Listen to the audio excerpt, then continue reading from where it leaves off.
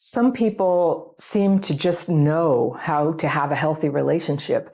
And I'm always so fascinated with how they're able to stay calm and secure in relationships and stick up for themselves and step back when they realize that they're not being treated right.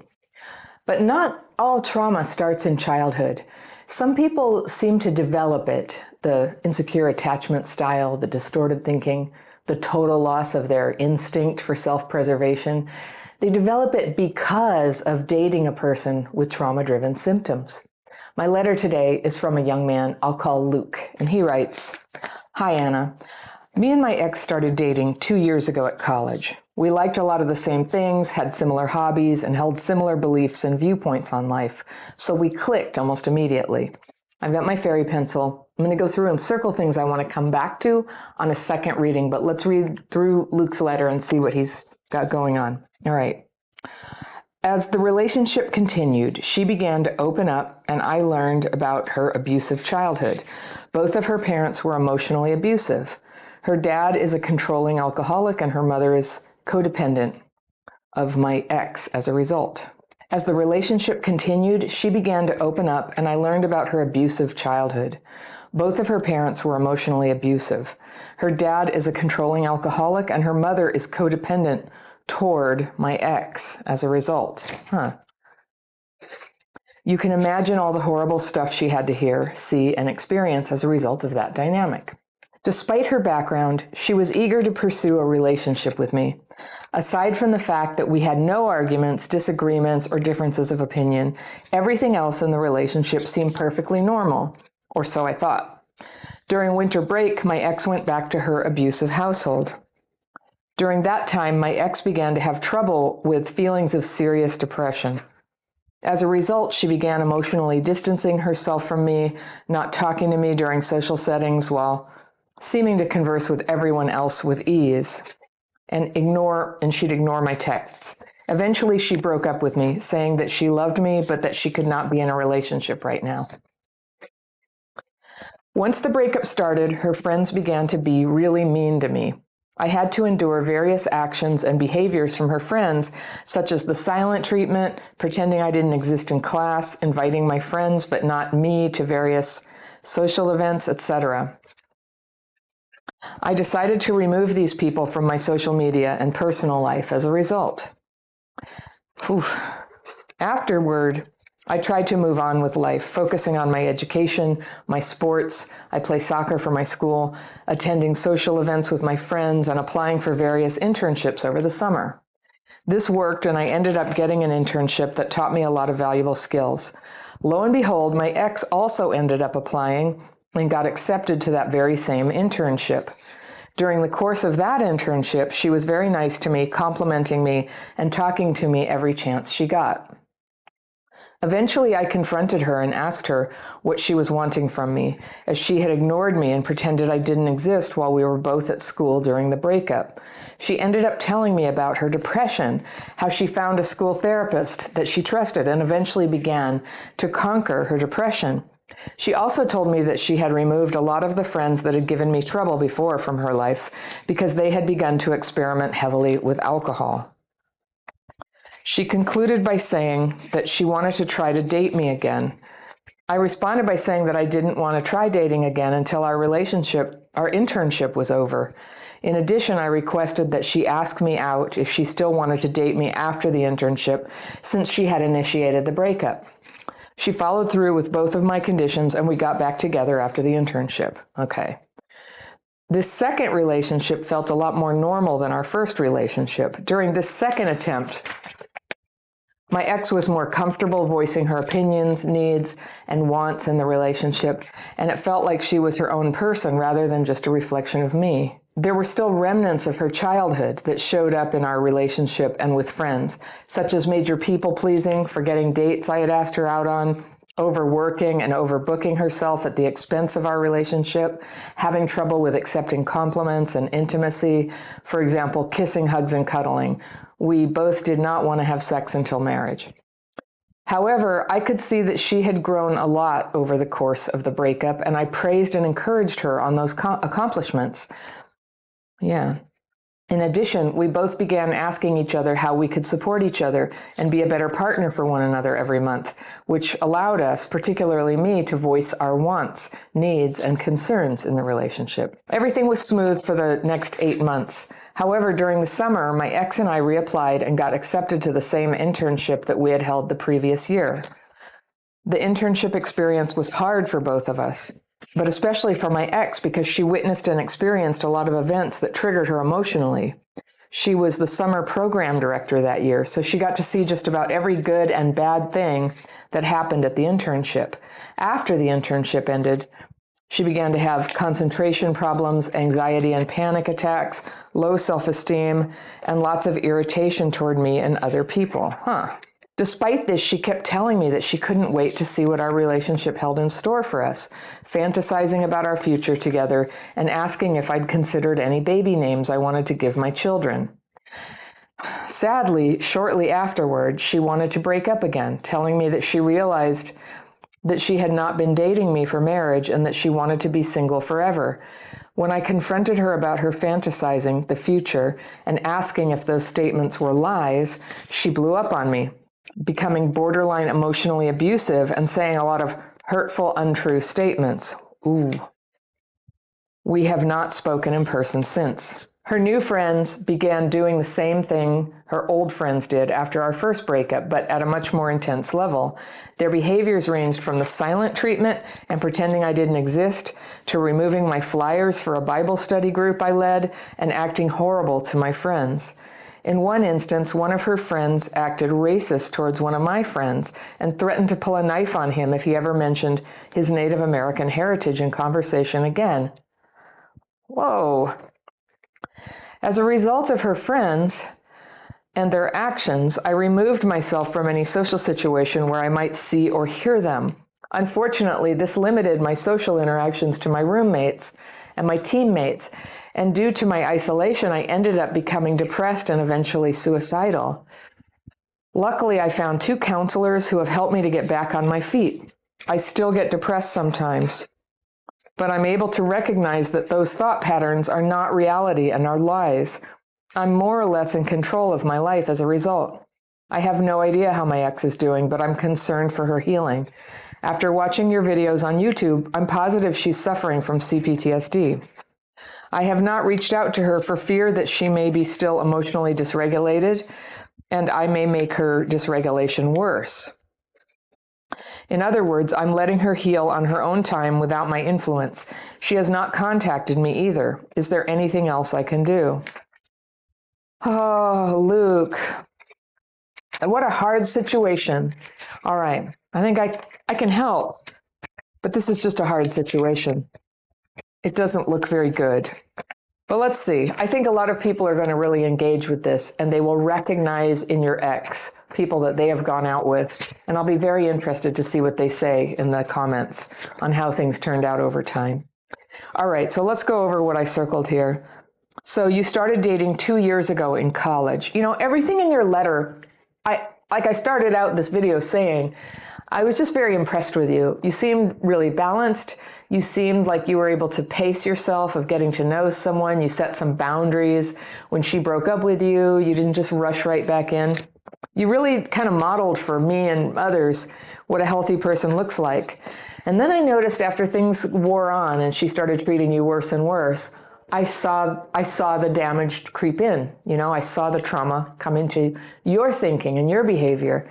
And this was, my heart just flew out to you. So you were saying, yeah, her parents were emotionally abusive. Her dad was a controlling alcoholic. Mother was codependent. And I think you were saying she was codependent towards her, like overly involved or, trying to get her happiness out of getting her daughter to be a certain way. I don't know. There's only so much we can really speculate about other people, but I have your letter about you and your experience. So I'm going to stay focused on you for this next part. But she was eager to pursue a relationship with you, and you had no arguments, disagreements, or differences of opinion. That's amazing. Everything else seemed normal. And then during the winter break, she went back to her abusive household. And when she came back, she had serious depression. I'm just It sounds like you guys had pretty good communication, so she would have told you and you would have told me, but it just seems like something happened there. Unless she has some kind of a condition, and I feel like this could be more than CPTSD. CPTSD, if the parents were terrible, I could see how it would have set off more symptoms of depression. That's possible. But I keep getting the feeling there's something more going on with her mental health. I think you're right, though. She would have CPTSD from what you described. As a result, she began emotionally distancing herself, not talking during, okay.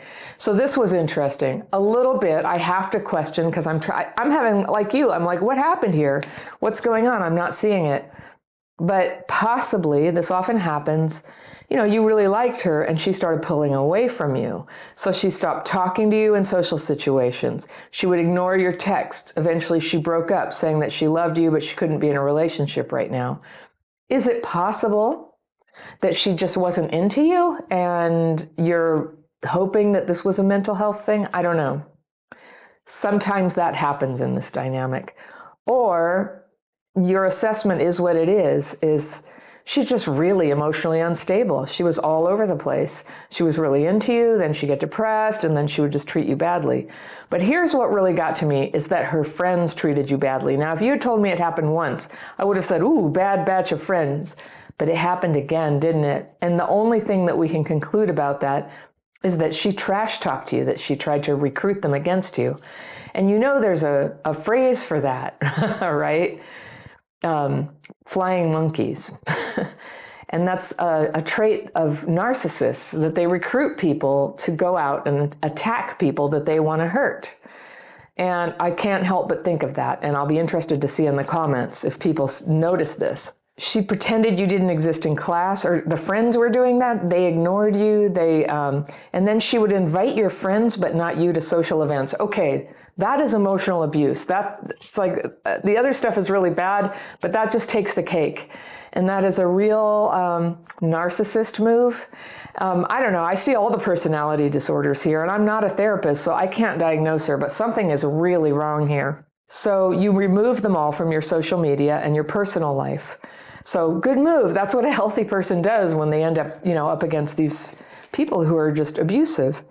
So you tried to move on. You focused on your education. I love how you handled that. That's so right.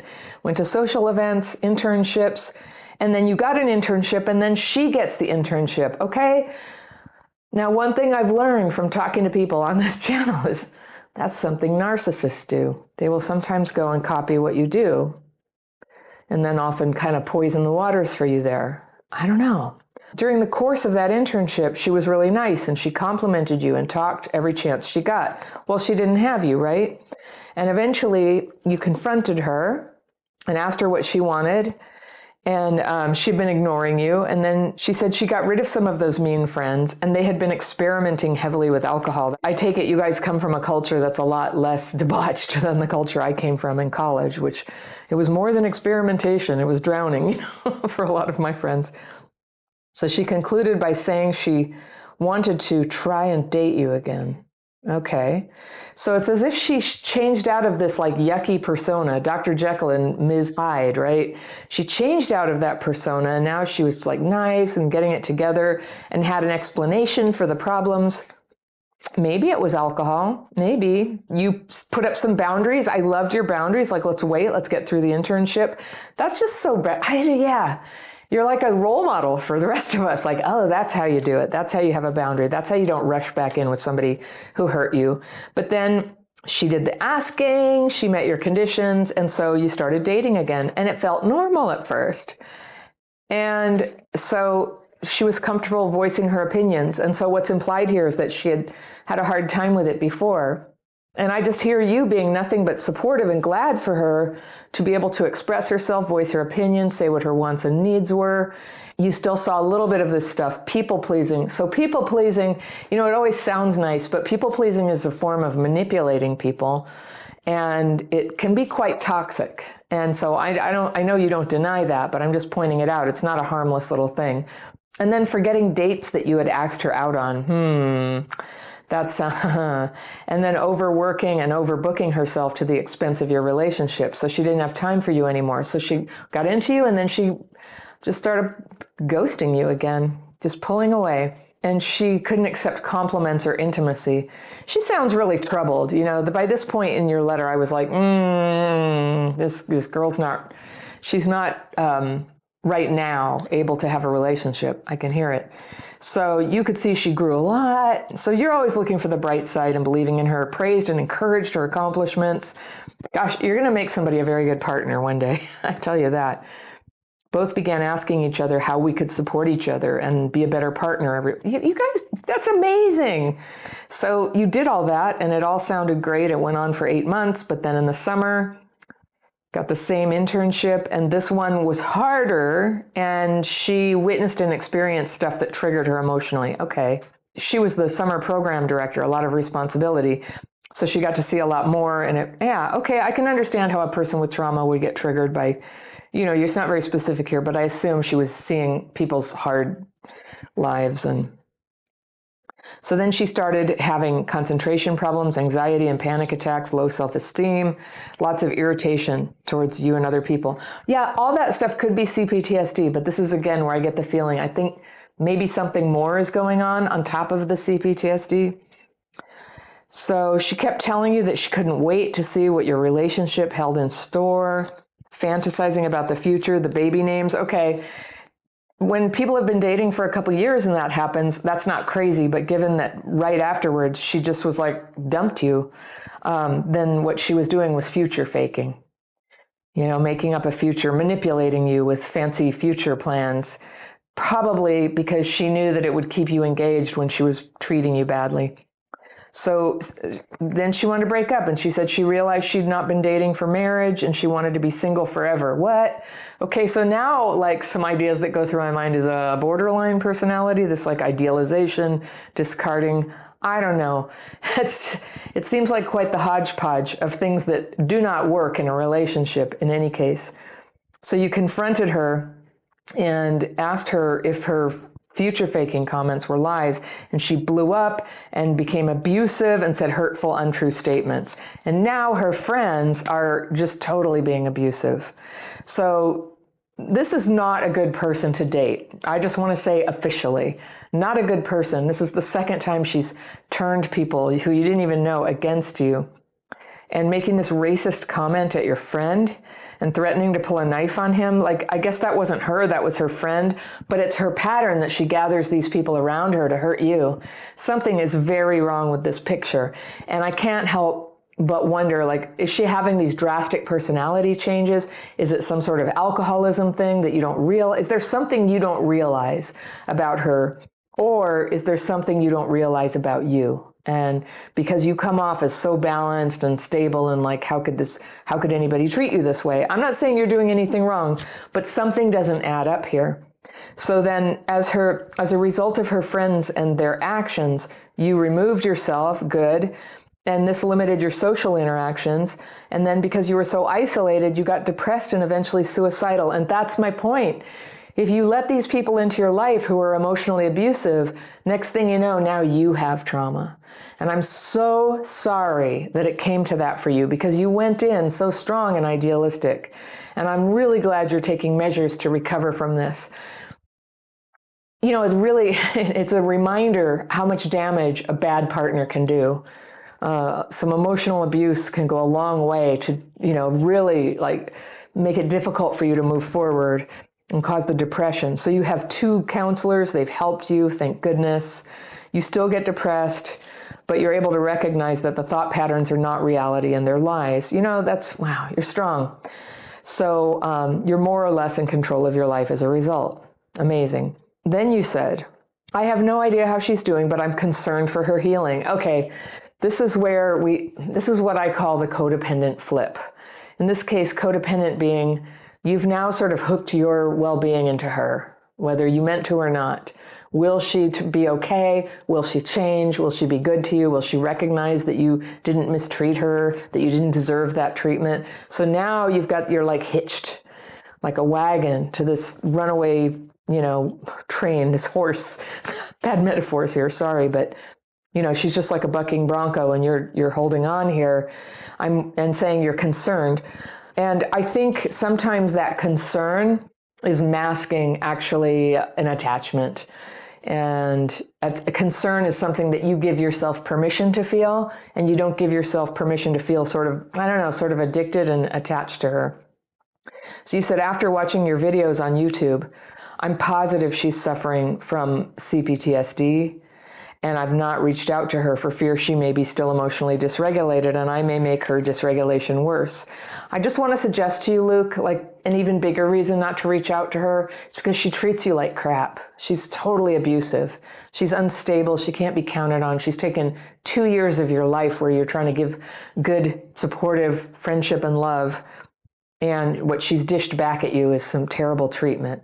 It's not just for her sake, it's for your sake. That's why, take your energy back. That's what I want to encourage you. Take your energy back and focus it on you. And what is it about you that draws you back into this abusive relationship? So you're saying, I'm letting her heal in her own time. You're healing, and she hasn't contacted you. And is there anything else you can do? Yeah, you can just stop, just let go, just close contact. I think you can do a lot better. I think you've got a lot of strength in there to be a really great partner. And with a little healing, you can, see, because here's the thing, Luke, this is what happens.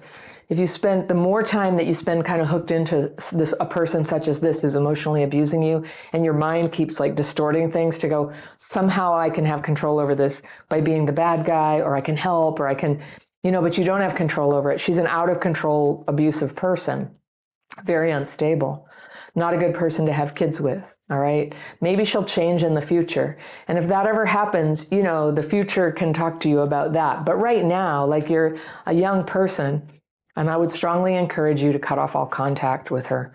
Abuse is abuse is abuse. So it's been 4 months since the breakup. So by now you've had a little more time, and I just really hope that you're feeling safe and separate from this, and you've been able to move forward with that. If you're watching this and you relate to what Luke has been going through, I've got a PDF for you, and it's called Red Flags to Watch For When You're Dating Somebody. And you can click and download that for free right here, and I will see you very soon.